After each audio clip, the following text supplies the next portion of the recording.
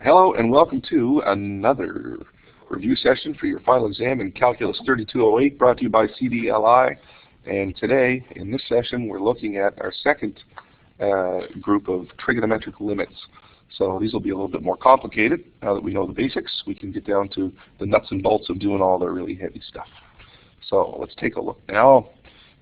Not much to talk about in terms of the different sort of things we're doing. We're just using all of our old limit techniques and all of our understanding from our last session about those two fundamental limits in trig that are going to help us evaluate a whole pile of them. So let's get right down to business. All right, first limit. The limit as x approaches 0 of sine of x over x plus tan x. Yikes. So let's remember that the fundamental limits we have are always in terms of sine and cosine. So a good place to start here is probably going to be for us to take this tan x and convert it into sine and cosine using our quotient identity. So we've got the limit as x approaches 0 of sine of x divided by x plus sine x over cosine x. And so I'm going to need a common denominator with those two fractions I have down the bottom there to get them together. So this will be the limit as x approaches 0 of sine of x divided by, let's see what we have here, x cosine x plus sine x, and that's all over cosine x.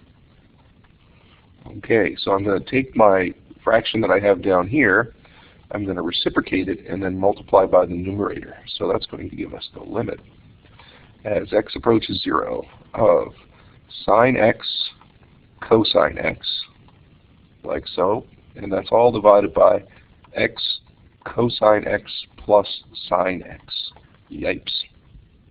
Okay, so after I get a little bit of simplification done, it's not a bad idea to check to see if we can evaluate by using direct substitution, but I'm still going to get 0 over 0 here, so I've got to do some more stuff.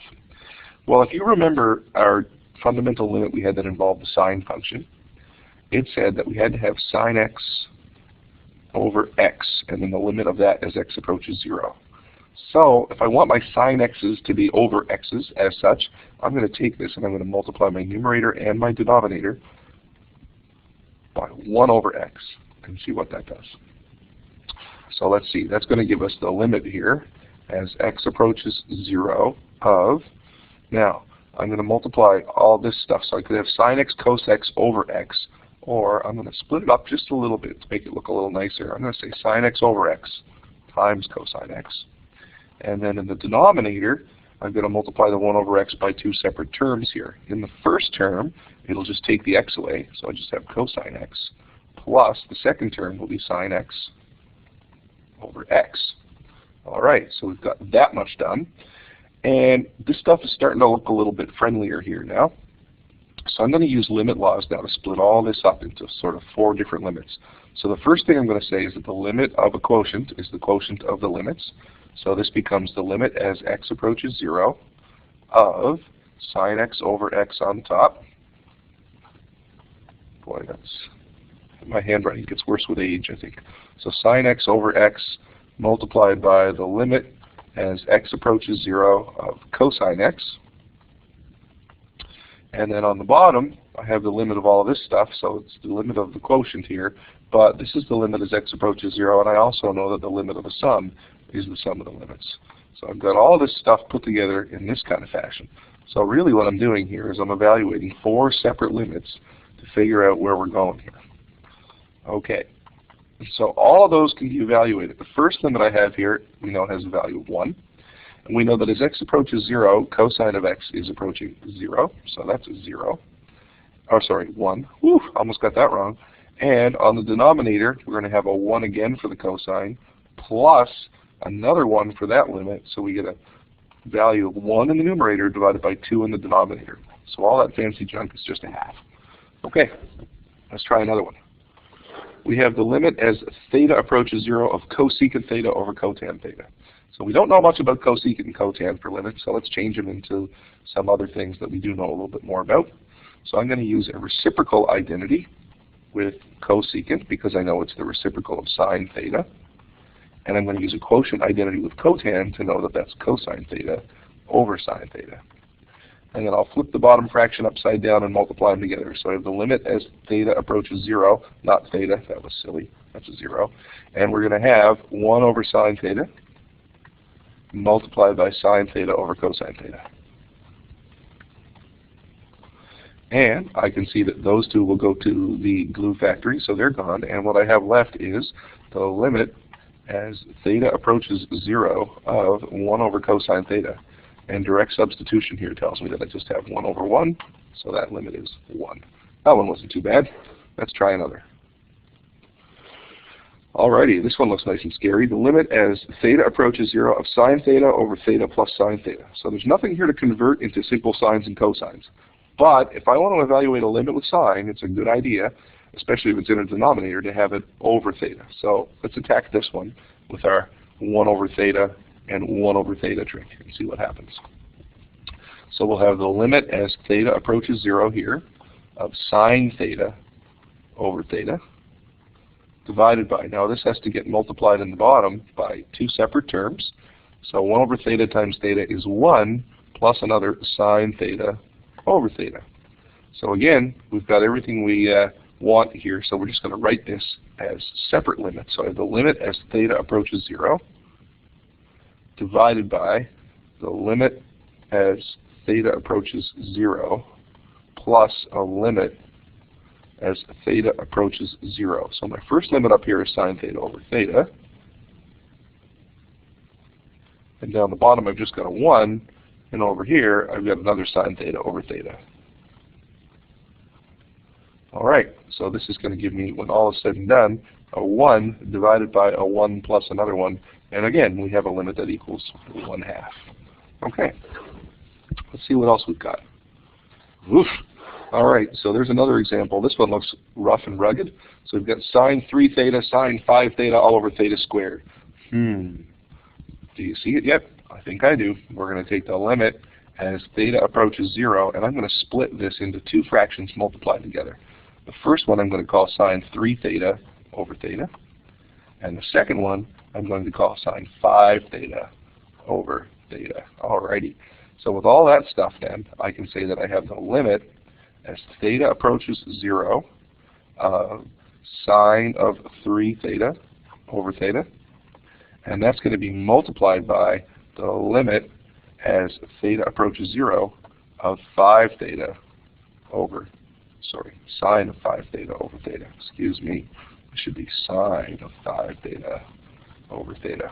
Okay. So for that first limit I have to figure out there, we know our technique we saw last time. So just multiply this by 3 over 3. And then I know that as theta approaches 0, so does 3 theta. So we're okay with that one.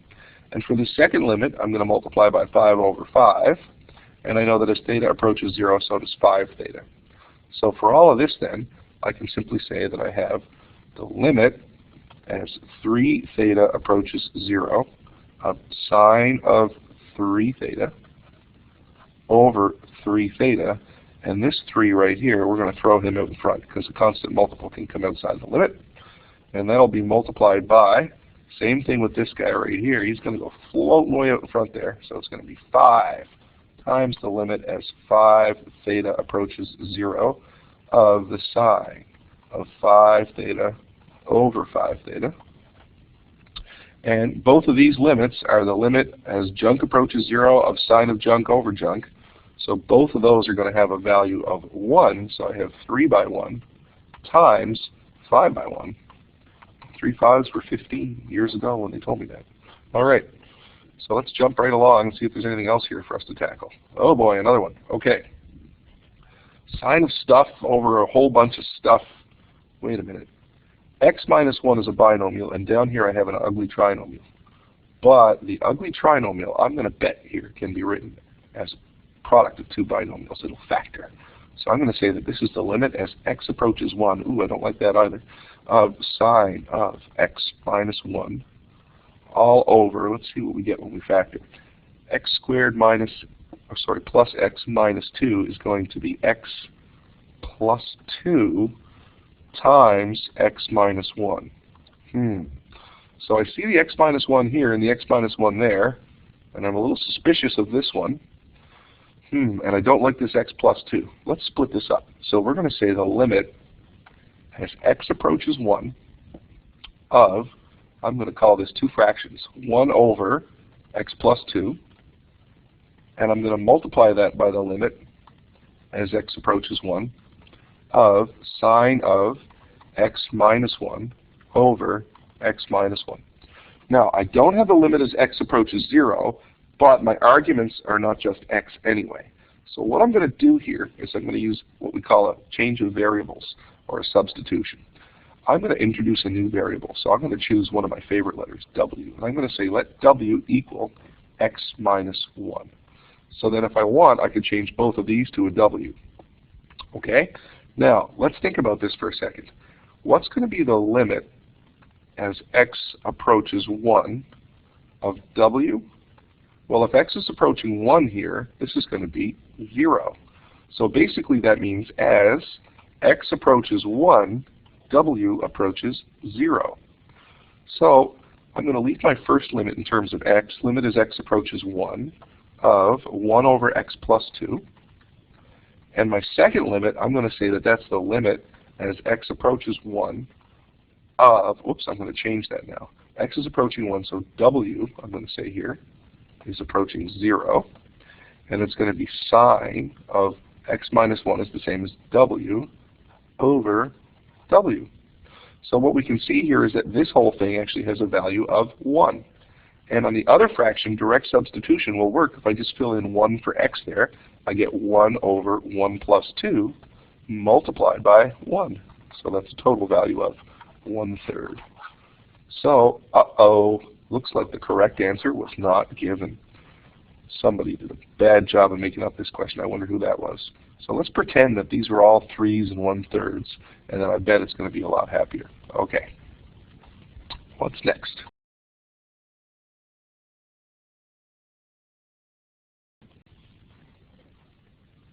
Okay, so the correct answer here should actually be D, which should be 1/3. Sorry about the typo. Alrighty. Next is the your turn question. You've got to evaluate a really funky limit here. So be careful with this pi over 4. Remember the trick that we pulled earlier for that stuff. And have fun with that one. I'm going to flip to the solution now. So here's the solution to the your turn question. And you can see with the pi over 4 you didn't have to change it because everything's simplified out really nice and neat. So that's good. Okay, let's take a look at some key ideas here. So same stuff as last time. To evaluate a trig limit, we manipulate it algebraically and try to find the limit in terms of one or more of these 4 well-known guys. And it's important to keep in mind all of the limit laws and techniques that we developed in the second unit of this course. If you don't know them, go back and learn them again. I really hope that's helpful, and I hope your studying is going well. And if you have any questions, put them up on D2L. Thanks.